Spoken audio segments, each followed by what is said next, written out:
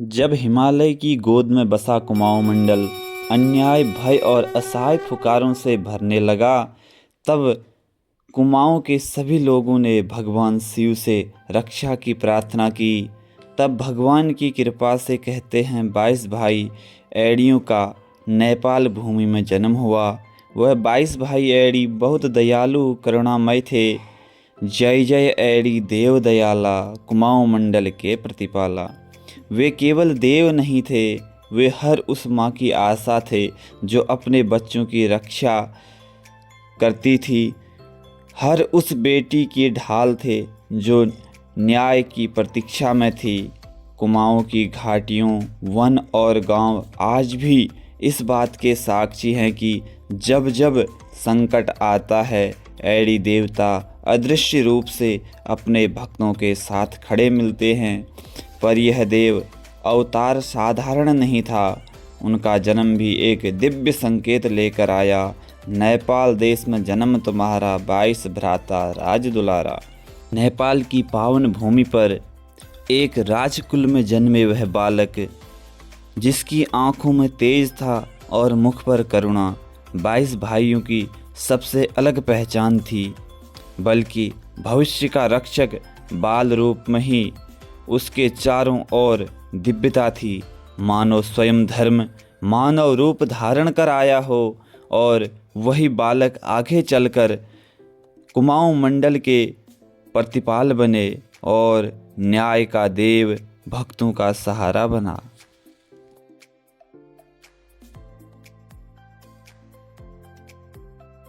एड़ी देवता की राजसभा में जहां रोज सत्य और न्याय की रक्षा होती थी, वहीं एक पुरोहित द्वारा एड़ी देवता को विष भोजन कराने का षड्यंत्र रचा गया और एड़ी देवता को विष भोजन करा दिया गया। एड़ी देवता भोजन खाते ही धीरे धीरे अचेत होने लगे और मृत्यु की उस सैया पर पहुंच गए। 7 दिन 7 रात बीत गई, परंतु एड़ी देवता को होश नहीं आया। फिर उन्होंने धर्मदास नामक अपने भक्त के स्वप्न में जाकर उसे अपने हाल बताए और कहा, हे धर्मदास, मुझे ऐसे ऐसे यहाँ विष दे दिया गया है, आप आकर मुझे ठीक करो। धर्मदास की नींद टूटी और हृदय भय से कांपता हुआ, दौड़ता हुआ, लड़खड़ाता हुआ वह एड़ी जीव के पास पहुँचा। देखा कि वहाँ एड़ी जीव अचेत पड़े हुए हैं। उसने अपने तंत्र बल से, मंत्र बल से एड़ी देवता को झाड़ा लगाया। झाड़ा लगाते लगाते एड़ी देवता का विष उतरने लगा और अचानक से एड़ी देवता की दिव्य ज्योति जल उठी। एड़ी देवता खड़े हो उठे। उस दिन मृत्यु हार गई, भक्ति जीत गई। धर्मदास ने झाड़ा लगाई, एड़ी जीव की ज्योति जले आई। यह सिद्ध हो गया कि जहाँ सच्ची श्रद्धा होती है, वहाँ अधर्म टिक नहीं सकता। जय व्यानदुरा बाबा। नेक्स्ट पार्ट देखने के लिए हमारी वीडियो को लाइक शेयर सब्सक्राइब जरूर करें और हमें कमेंट करके बताएं कि आपको हमारी वीडियो कैसी लगी। धन्यवाद। जब एड़ी देवता के साथ षड्यंत्र रचा गया, तब एड़ी देवता ने राजपाट, वैभव और सिंहासन का त्याग कर दिया। एड़ी देवता अपने 22 भाइयों और अपनी बहन के साथ नेपाल भूमि से निकल पड़े। घने जंगल, कठिन रास्ते और मन में डूबी तपस्या के बीच वे चलते जा रहे थे और फिर पहुँचे टनकपुर की उपनती काली नदी कांकर घाट के तट पर। नदी का वेग भयंकर था, पार करना असंभव लग रहा था। तभी ईश्वर की लीला से कालू और फतिमा मिले। उन्होंने एड़ी देवता को काली नदी पार कराई। नदी के उस पार एड़ी देवता पहुँचे भाबर भूमि टनकपुर। यहाँ उन्होंने सन्यासी बनकर अपना डेरा डाला और यहीं से एक त्यागी पुरुष की लोक देवता एड़ी राजा, एड़ी देवता बनने का मार्ग शुरू होता है। जय व्यानदुरा बाबा। हमको कमेंट करके जरूर बताएं कि आपको हमारी वीडियो कैसी लगी। धन्यवाद। पहाड़ों की धरती पर अत्याचार का अंधकार छा गया था। मुगल पठान माता बहन बेटियों पर जुल्म ढा रहे थे। उसी धरती पर धर्म के रक्षक एड़ी देवता निवास करते थे। एक दिन मुगल सरदार ने एड़ी देवता की बहन को देखा तो मोहित हो गया। तब एड़ी देवता से कहने लगा, अपनी बहन हमें सौंप दो। एड़ी देवता गरजते हुए बोले, हम राजपूत हैं, मर सकते हैं पर बहन नहीं देंगे। मुगलों ने धमकी दी तो बलपूर्वक ले जाएंगे। एड़ी देवता ने धनुष उठाते हुए कहा, हम युद्ध करेंगे। एक और मुगलों की विशाल सेना, दूसरी ओर एड़ी राजा और उनके 22 भाई। यह युद्ध नारी सम्मान का था। इतिहास गवाह है, जिस पक्ष में एड़ी देवता खड़े हो जाते हैं वहाँ सदा विजय ही होती है। अगला पार्ट देखने के लिए हमारी वीडियो में कमेंट करें। धन्यवाद। जय व्यानधुरा बाबा। जब एडीजू महाराज क्रोध से आग बबूले हो उठे तो वह मुगलों में ऐसे टूट पड़े कि उनकी दृष्टि जहाँ जहाँ पड़ी वहाँ अधर्म कांप उठा। जब मुगल सेना ने लाखों की संख्या में एडीजू महाराज में धावा बोला तो एडी देवता ने 22 बाणों का संधान किया। उस समय ऐसे लगने लगा कि जैसे आकाश में सिर्फ बाण ही बाण हो। ऐसे दृश्य देखकर शत्रु कुछ भय से भागे, कुछ पराजित हो उठे, कुछ एड़ी देवता के चरणों में आ गिरे जीवन की भीख मांगते हुए। इस युद्ध में एडीजू महाराज की जीत हो गई, लेकिन यह युद्ध यहीं समाप्त नहीं हुआ। कुदरत ने इससे भी भीषण युद्ध भविष्य के लिए बचा के रखा था। नेक्स्ट पार्ट देखने के लिए हमारी वीडियो में कमेंट करें। धन्यवाद। 2-3 बार जब एडीजू ने मुगलों को हराया तो मुगल भी भागल छोड़ पहुंचे अपने मुल्क में अपनी पराजय का बताने लगे इतिहास। मुगल तो अत्याचारी थे, इकट्ठा कर दी सेना, लाखों हजारों टुकड़ियां जो पहुंची रणभूमि में। ऐसा देखकर एडीजू भी कूद पड़े रणभूमि में। एडी 22 भाई थे, वीर बड़े बलवान। ऐसे धनुष बाण चले कि मुगलों की कई टुकड़ियां एडीजू पल भर में समाप्त करे। लेकिन एक दिव्य बात थी उनमें, जितने मुगल मारे थे जाते उससे कई गुना बढ़ जाते। ऐसा देखकर एडीजू भी कुछ पल को हताश हो गए। आवाज लगाई रणभूमि से, होगा कोई धर्मवीर तो इस धर्म युद्ध में शामिल होगा। आवाज लगाई अपने भानिज को जो चंपावत डांडा में बैठे थे। ऐसी आवाज सुनकर कहते हैं गुलजू का सिंहासन भी कांप उठा। सोच में पड़ गए गुलजू भी, अभी तक ऐसी आवाज न मारी मेरे मामू ने। संकट की घड़ी है सोचा, लेकर सेना पहुंचे रणभूमि में। एक पल न गवाया त्यूना ब्यूना ने, वो भी डांडा से झटपट पहुंचे रणभूमि में।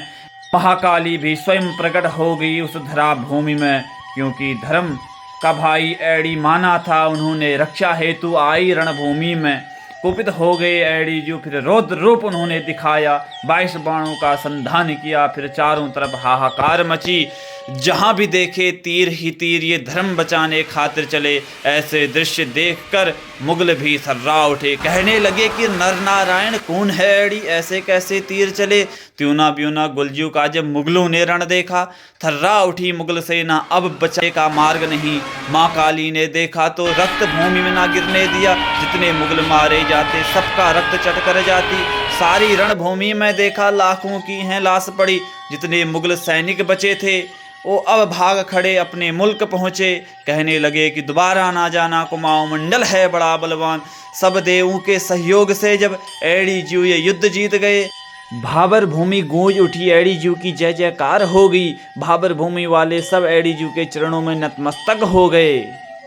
जितने भी हमारे कुमाऊं मंडल के भक्त प्रियजन हैं, कमेंट में जय एडी देवता, जय गोलू देवता जरूर लिखें। और नेक्स्ट पार्ट देखने के लिए हमारे चैनल को सब्सक्राइब करना ना भूलें। धन्यवाद। जब एडी देवता ने मुगलों के साथ युद्ध जीत लिया, उसके बाद बाबर का जश्न देखिए। हमने जंग जीत ली है, अब आप सब निडर हो जाओ। आज से कोई आपको सताएगा नहीं। जीत हमारी। जय एडी देवता, जय मेरे एडी देवता, जय एडी देवता, जय एडी देवता, जय मेरे एडी देवता। एडी एडी वर दे हमको, दिन रात रातों में मन से तुमको। दया तुम्हारी दृष्टि, तुम्हारी बल बुद्धि, सब जान तुम्हारा। मेरा मुझ में अहंकार है, वो भी प्रभु हर ही लीजिए। एडी बाबा जो भी दिया है तुमने दिया है, मैं तो बाबा अभिमान का पुतला। बल बल माया भरा न जाने, माया पति को नहीं पहचाने। हे न्याय के देवता, भराड़ा हमें सताता है, हमारी रक्षा कीजिए। अब अन्याय की सीमा पार हो चुकी है। धर्म की रक्षा और भक्तों की रक्षा हेतु आऊंगा। तुझे मैं एक मौका देता हूं कि अधर्म पाप करना छोड़ दे। एडी, तू मुझे ललकारता है? मैं महाविद्याओं का स्वामी हूँ, ये जानते हुए भी ललकारता है। ओ, तेरी शक्ति अधर्म की है, अपनी शक्तियों पर इतना घमंड मत कर। तू मुझे क्या मौका देगा? देख मेरी माया, अग्नि वर्षा, भयंकर दम। तेरी शक्ति अधर्म की है, मेरी शक्ति धर्म है, क्योंकि जीत हमेशा धर्म की ही होती है। छल बल माया भरा न जाने, माया पति को नहीं पहचाने। छल बल माया। कई दिनों तक एक भयंकर युद्ध चला, धरती कांपी, आसमान गरजा। बहुत हो गया तेरा खेल, अब जय शिव शंकर, जय गुरु गोरखनाथ।